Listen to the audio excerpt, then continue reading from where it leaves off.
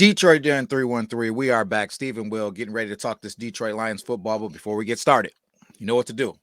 Hit that subscribe button and don't forget the bell icon so you don't miss any of our new content.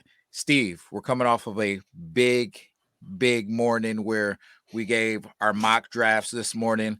The world has spoke and they've let me know that I am the worst drafter in the free world. Thank you guys. But we're going to talk about a guy today who could change things. Steve, tell the people who we're talking and why. Yeah, first and foremost, just because we did our mock draft does not mean we're not done talking college football players. We've really only hit the tip of the iceberg. We're just getting started. There's so many names out there. There's a lot of guys we could talk about in some of these mock drafts. You see people slipping. There's a guy out there that I've had my eyes on for a while, but it hasn't been really realistic. Jerzon Newton, the defensive tackle out of Illinois. A lot of people had him in the top 10, but I've started to see a slow trend where he's trickling down towards the 20s. And as much as I don't see him falling to 29, he's going to be in that range where we can move up and trade up and get him for not very expensive. You're talking swapping picks and maybe a 5th or 6th, 7th rounder to get it done. If you're only moving up 1 or 2 spots, it's not going to really cost you. So we were just kind of discussing some people who could be slipping, but Jerzon Newton, how do you feel about him? AKA they call him Johnny Newton. I like him, man. I think he's twitchy. I think he offers an ability to be able to be a solid run stopper and offer that pass rush option. I do worry having him and Aleem next to each other now. Now that Aleem has gotten a little bit lighter in the ass, I don't know if we want to have 2 of those type guys next to each other. But that being said, he is an exciting player to watch, and I do believe that he could actually slip. We were talking off air just about depending on what people do at the quarterback position. There's 3 quarterbacks that are just going, right? But there's those other guys that are on the bubbles, the JJ McCarthy's, the Michael Penix's, the Bo Nix, right? If 2 or all 3 of those quarterbacks go, that's 6 picks right there. You got the edge rushers, right? That's a few picks. You got the wide receivers, that's a few picks. You got the offensive tackles, that's a few picks. You got the cornerbacks, that's a few picks. So wide receivers. Yeah, so some of these guys are going to slip to the back end of this draft. There's just the numbers. The numbers are just speaking it. So these guys can't draft more than 1 player at a time. And he's a guy that I could see potentially slipping. They talk about how he's a little bit undersized. We watched a draft last year where Kalijah Kancey didn't go where a lot of people said we might take Kalijah Kancey, right? And he slipped down to a little bit lower in that draft to the Tampa Bay Buccaneers. So, guys, somebody's going to slip. It's a matter of who it's going to be. There's always those anomalies like the Detroit Lions where they take a Jahmyr Gibbs, who's a 2nd round pick and undervalued. When they take a Jack Campbell, who we absolutely reached for and got fleeced in the draft. So I think it is definitely a possibility. And if he's there, I think we got to take a strong look at him. Yeah, there's going to be some guys falling. It's just the nature of the beast. I don't see the Detroit Lions making a huge draft day trade, if they trade at all. We're not talking about the Lions moving into the top 15.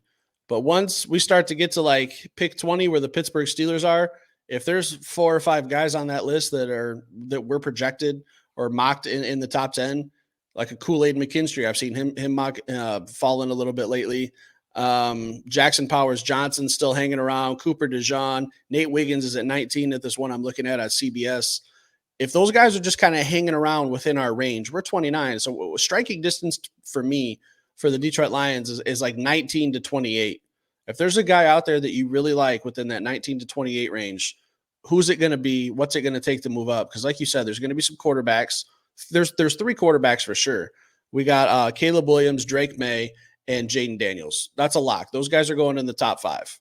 I'm almost certain of it. And then you got some wide receivers. You got Marvin Harrison, Rome Odunze, Malik Neighbors. Maybe someone really likes Mitchell from Texas. I don't know, but he could probably be the 4th. There's a handful of other receivers too. But Brock Bowers, like there's guys that are going to force some of these players down the board, down the list, right to us. And all we might have to do is just put our little paws out and see who we land with. So if Johnny Newton slips to us at 29. Is there a good possibility you're going to take him off the board? It would depend on who else is there. At 29, if he's there, he's probably in my top three. I dig that.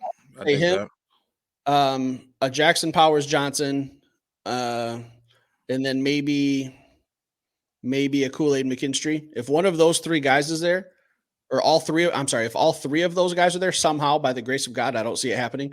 But if all three of those guys are there, I'm good with anything. Dealer's choice, really. I'm glad you mentioned those guys. And going back to what we were just talking about guys slipping, a lot of people have put it in the comments of our podcasts and player profiles of, man, that guy's not going to be there. This guy isn't going to be there. Guys, you got to understand these GMs could do anything. If they get enamored with somebody, they could just select them. If one of these teams get enamored with JJ McCarthy, they're taking him. Michael Penix, they're taking him. Bo Nix, they're taking him. Like, that's going to change this draft. These receivers, that's going to change this draft.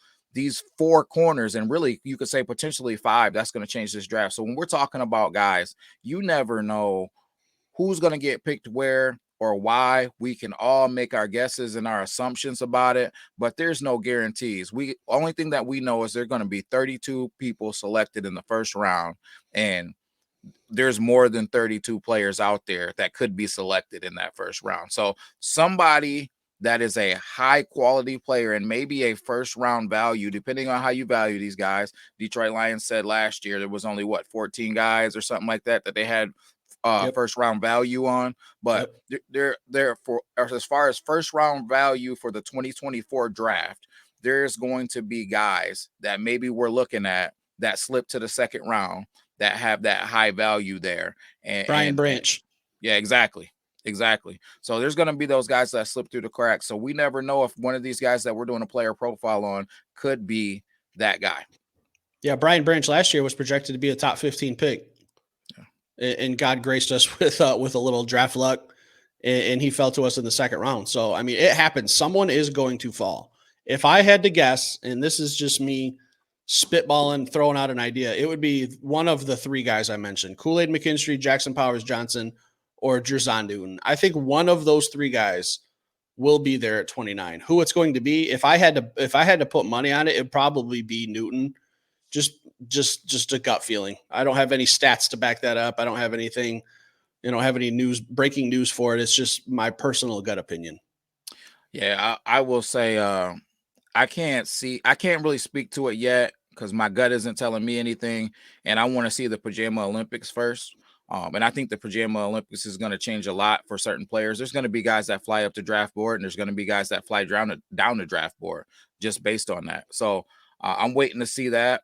There's some guys, even the guys that we talked about in our mock draft. I think those are all guys that could potentially fly up the draft board due to the Pajama Olympics, and then I just think about guys who struggled like Mason Smith at LSU. Right? Came out as a monster as a freshman, then he struggled. I think when people see how athletic he is, it's gonna be okay. We gotta take a strong look at this kid. Same thing with your boy Rookie. I think when people see him in the Pajama Olympics and they see that he's 6'4", 300 pounds, and he's probably gonna run a under 5-second 40, it's gonna be that's gonna change some things. So we're gonna have to reevaluate some things as we go through the Pajama Olympics and see these guys move around, see these guys push some weight, and I think I'm super excited for it, man. I know you had mentioned maybe going down there. Are you going to Indy? I'd have to look into it. I can't remember when the exact dates are. I know it's February 29th it starts. February 29th. We have a 29th day in February this year. Yeah, leap year, Do buddy. we? Yeah. You messing with me? No, I'm not. It's I think it's the February 29th through March 3rd. I'll have to get on Ask Jeeves and see if that's confirmed or not. Ah, I would like to, but I don't know. My work situation, coming off surgery, I don't know what's going to be going on. I would love to go down there for a day, just a quick couple hour drive, hit up Indy, watch some guys work out, maybe run into some people. Bump some shoulders with Dan Campbell. But, hey man, hey, what are you guys looking at? Who? I see your pens out for these types of players, but not these types of players. Like, what are you looking at here, Dan? Maybe I get some inside information, but I'd love to go down there. But fact of the matter is, like you said, there's only 32 people getting drafted in the first round, and there's about 50 guys who we like that could be first rounders. So if you just do the math, someone has to fall. to 29. And like you guys, we see all the comments. We see you guys saying there's no way he's there at 29. You're probably right. The odds are in your favor. It's easy to stand on a leg when you have the odds in your favor. We're just trying to find the crapshoot of what we're talking about here is who's it going to be that falls? Who's going to be the guy that slips in the draft? And I've given you my three names. I don't know. I think one of them will be there just because I think this is a heavy quarterback class. I think there's potentially 5 first-round quarterbacks. People want that fifth-year option. You got the Bo Nix, Michael Penix. A lot of people are saying that they're day 2 guys. If you're a team that's out there that needs a quarterback, you're going to move up to get him because you probably have him valued over whoever you have on your board in the second round. I like a lot of receivers in this draft class. There's probably at least 4, maybe 5, potentially 6 wide receivers that could go in the first round. That's 10 spots right there. So we're talking about a handful of guys that need to fall 19 spots, if my math is correct. So the odds are there that someone's going to be available. We just have no idea of knowing who it'll be. Yeah, I think people need to understand too. You get past pick 20, and these picks change, man. Especially depending on what draft we're looking at, right? But even this year, I think you get to pick 16, 17, 18. These guys are starting to get similar. You're starting to get away from those guys that just have that special talent that you can't even really describe. You got to start saying things like X factors and just, special abilities, but it's going to be really or a lot easier to trade into the 20s to go get your quarterback than it is the trade into the top half of the draft and go get your quarterback. So if you got a Michael Penix, a Bo Nix, a JJ McCarthy sitting there at 22, 23, 24, 29, right? It's going to be the price tag isn't going to be as steep to trade in, go get your guy at 29, give up a pick or give up, somebody on the team to move into that position and go get your man. Well, I guess, while we're on the topic of draft, we have to mention, Brad Holmes, because everyone says, everyone seems to understand what Brad Holmes's philosophy is besides us. But we have seen Brad Holmes trade up 20 spots in the draft. Yep. We've seen Brad Holmes go from pick 32 when the Rams won the Super Bowl and we had their first round pick. We've seen them move from 32 to 12 to go get Jameson Williams. That's 20 spots. Yep. Brad Holmes has shown that he'll trade up, he'll trade back. We don't know what he's going to do. We've even talked about Brad Holmes trading back from 29 and there being a realistic scenario that maybe we get pick 40 and now we have more second round picks because we just didn't really care for anyone at that position at 29. So we move back, we get a second, maybe a third or a fourth, and we just keep a stockpile and draft picks.